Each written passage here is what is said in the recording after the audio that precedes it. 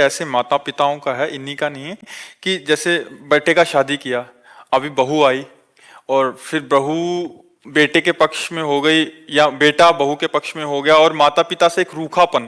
फिर कह रहे हैं कि ऐसी स्थिति में जिसको पाला पोसा बड़ा किया और जब उसकी तरफ से कटुता होती है तो महाराज जी जब बड़ा हृदय वृद्धि। आपकी समस्या नहीं है, बहुत माता पिताओं की समस्या है। क्योंकि बच्चे अध्यात्म से जब तक नहीं जुड़ते तब तक उनको ये समझ में नहीं आता कि मातृ देवो भव पितृदेवो भव, हमारे माता पिता हमारे भगवान हैं, ऐसा भाव नहीं आता। तो स्वार्थ में बुद्धि मलिन हो जाने के कारण अभी तो आप चल पा रहे हैं तो रूखापन है, और जब चल नहीं पाएंगे तो एकदम विरोधी भाव आ जाएगा। जब आप खाट पर शौच करेंगे ना और उनको फेंकनी पड़ेगी ना, तब गालियां खानी पड़ेंगी। कोई विशेष श्रद्धावान अपने ऐसे माता पिता की सेवा कर पाता है, नहीं तो बहू सास को पीट रही है, बेटा माँ पिता को मार रहा है लात डंडों थप्पड़ों से। तो ये जो अध्यात्म विहीन हैं, जिन्होंने शास्त्र स्वाध्याय नहीं किया, जिन्होंने भजन नहीं किया, तो उनके अंदर एक आसुरी बुद्धि पलती रहती है।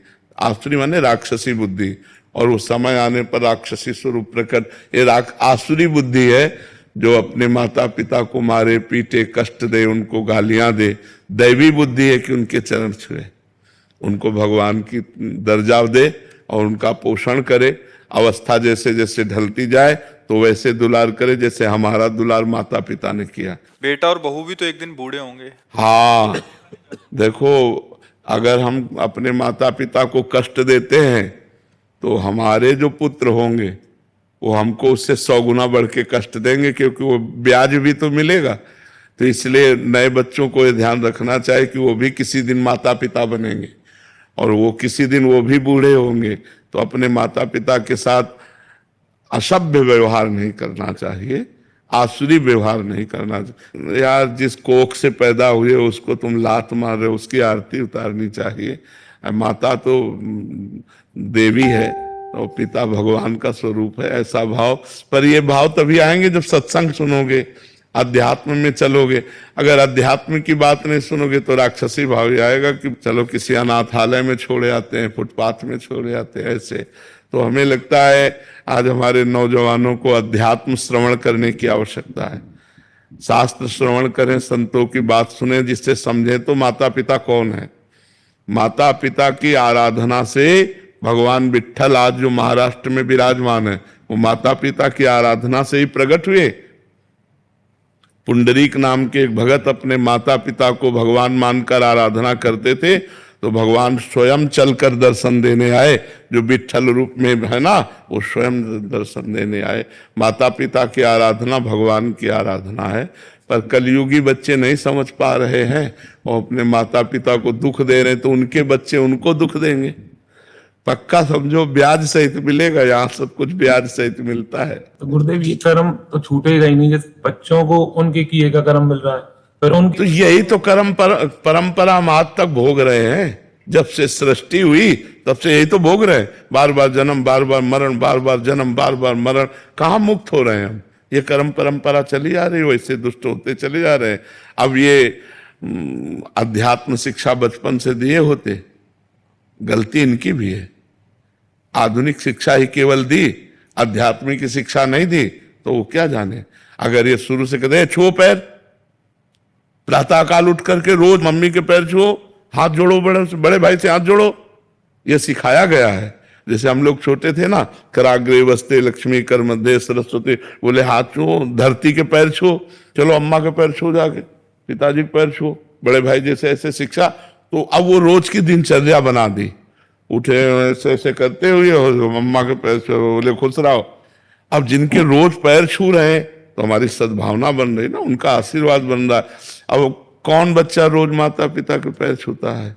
कोई बिरला ही, नहीं बिरला ही होगा हमें लगता है जो रोज सुबह उठकर अपने माता पिता के पैर छुए। वो सत्संगी होगा, बिना सत्संगी के तो माता पिता के पैर। माता पिता को माता पिता मान ले, भगवान न माने, कम से कम माता पिता मान ले, इतनी बड़ी बात है। वैसे तो भगवान का दर्जा दिया गया है माता पिता को।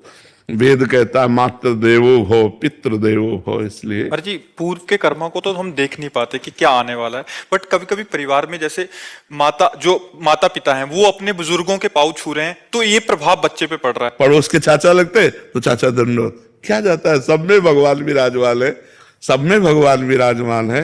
अगर हम अपने भगवान को चाचा ताऊ कह के दंडवत करते तो वही तो विराजमान है। तो इसलिए हमें लगता है कि नम्रता विनय ये हमारे समाज में कम होती जा रही, नहीं होती जा रही है। पढ़े लिखे बच्चे हैं, उनको विनयी होना चाहिए। विद्या विनयम ददाति, विद्या विनय सभ्यता सिखाती, और आज का पढ़े लिखा बच्चा असभ्य होता जा रहा है। माता पिता का तुम अपना देखो, हम देख लेंगे। कुछ तो पेरेंट्स भी अभी ना मतलब बच्चों को मॉडर्न स्टाइल से चलना चाहते हैं थोड़ा। बच्चों को ही, क्योंकि खुद अध्यात्म नहीं है महाराज जी, इसलिए वो चाहते हैं कि जैसे हम हैं वैसे ही बच्चे बने, और क्योंकि बिल्कुल महाराज जी दिशा विहीन उनका ही खुद का ही जीवन है, तो फिर कैसे। हाँ, मॉडर्न लाइफ जीने के चक्कर में तो फिर वो मॉडर्न बच्चे टट्टी नहीं उठाएंगे। फिर तुम्हें पढ़े रहना पड़ेगा। महाराज जी अगर सबको गुरु की चरण कमलों में समर्पित कर दिया जाए फिर कर्म बंधन नहीं।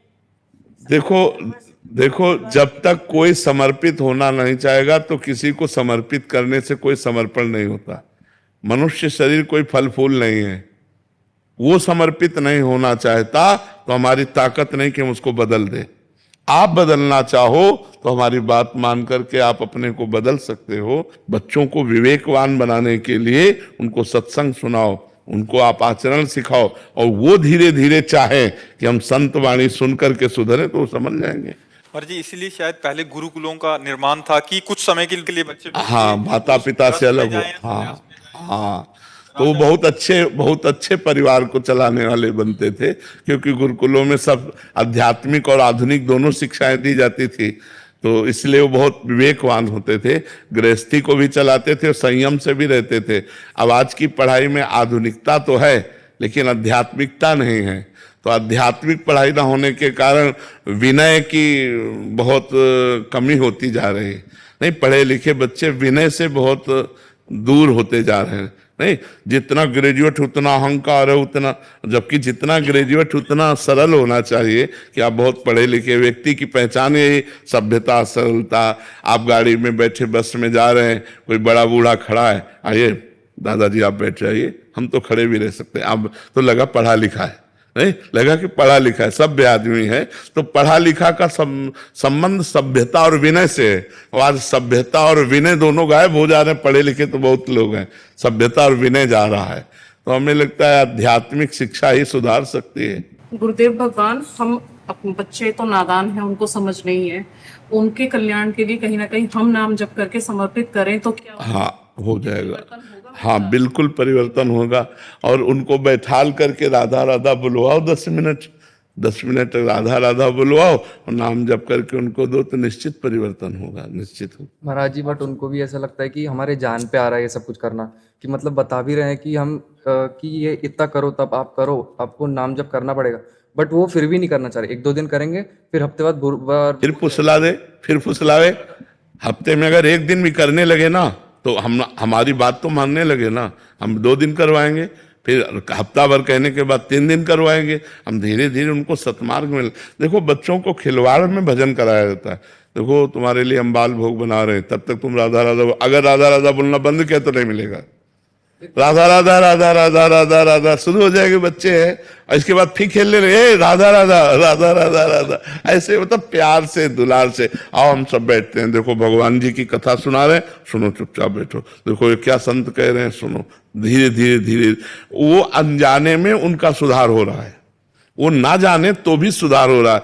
जब गर्भस्थ शिशु प्रहलाद को नारद जी ने उपदेश किया तो समझ में आ गई ना। अभिमन्यु को उपदेश किया